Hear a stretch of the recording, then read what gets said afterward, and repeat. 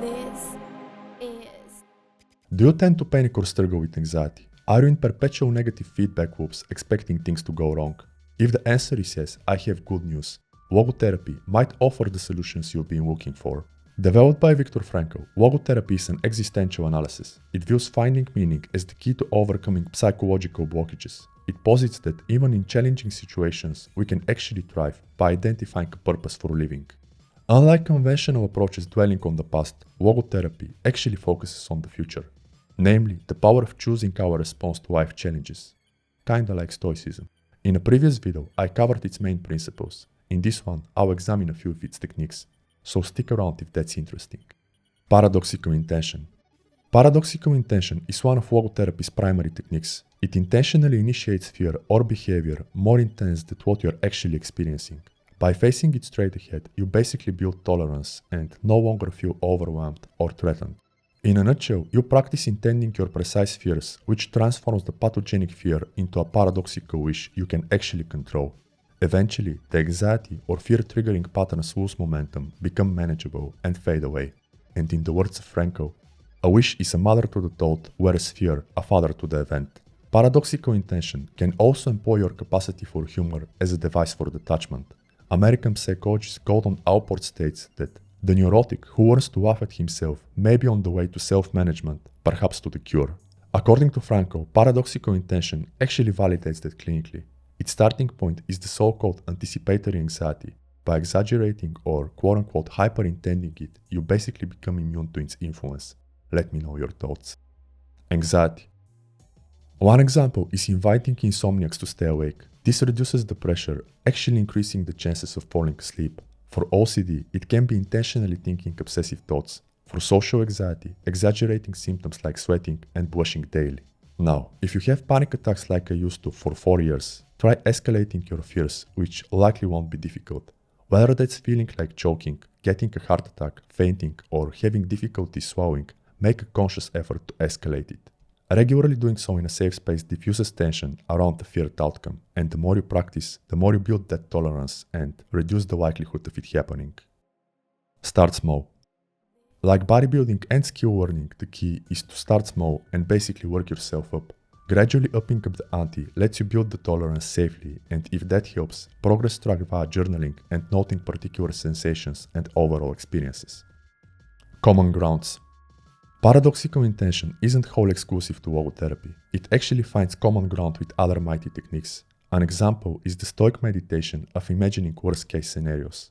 By contemplating such possibilities, which by the way seldom tend to happen, you reduce their power even if they do.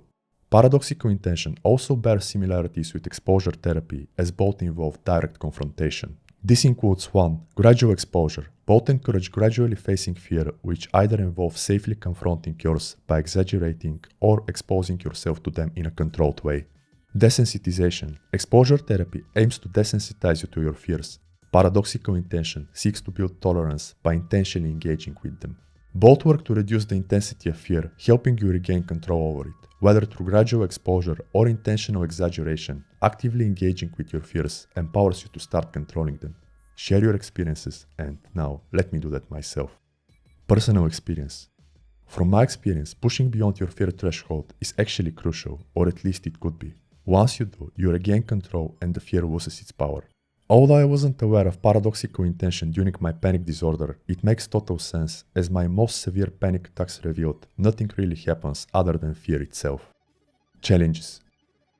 The biggest challenge with paradoxical intention is that it can be challenging and somewhat disturbing, or at least at first. If it is, excellent. That is precisely the goal.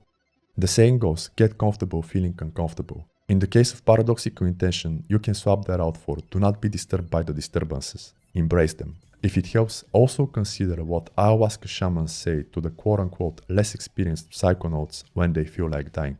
Let yourself die. While I'm not into psychedelics, this actually helped me numerous times, teaching me to surrender rather than resist fear. And the more I did, the more I could ignore it, shifting the focus of attention and basically dropping a panic attack from 10 to 5. Dereflection. Speaking of shifting attention brings us to the second logotherapy technique. Aligned with the saying analysis paralysis, this is one of detachment. Frankl found that rather than helping, common quote-unquote hyper-reflection approaches actually lead to inaction. Hence, he came up with Dereflection. Like paradoxical intention helps you confront fear directly, Dereflection shifts your focus away. It enables you to find balance and perspective, or at least a new one. Dereflection redirects attention from obsessively fixating on a problem or a symptom toward external and more meaningful aspects of life. For example, instead of dwelling on your performance anxiety, focus on something meaningful and perhaps even exciting, or merely help others. Frankl often highlighted that helping others or contributing to a meaningful cause can diminish self-focused anxiety. Self-Transcendence. As mentioned in the previous video, Logotherapy views self-transcendence as most essential to self-actualization and healing. Embodying this, Dereflection emphasizes moving beyond yourself. It encourages you to find meaning outside your symptoms and be less trapped in your head. Originally, Dereflection was developed to treat sexual disorders in which the patient's desire for pleasure becomes an obstruction. On the contrary, it isn't limited to that, but finds application for various conditions. Frankl found that often the negative experiences per se are really not the root cause of those. Actually, it is the reinforcement and fixation on them that puts you into a negative feedback loop, anticipating things to go wrong.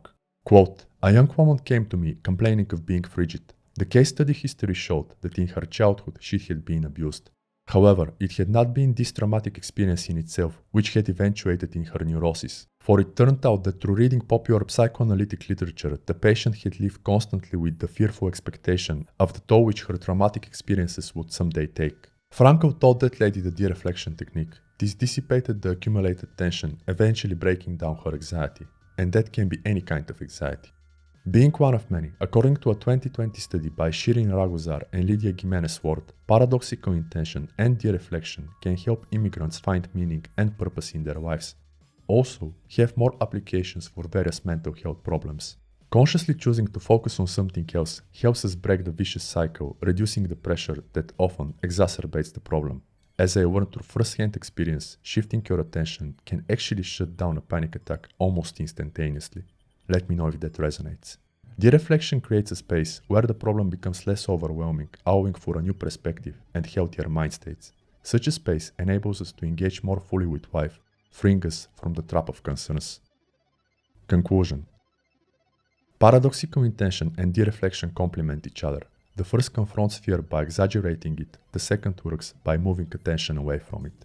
Using them in conjunction can be a powerful tactic for combating anxiety, especially when incorporated into a healthy lifestyle with proper dieting and fasting, relaxation, daily exercise and less social media, which are beyond the scope of this video. But that's just my opinion. Let me know your thoughts, consider my products and books, and thank you for your time.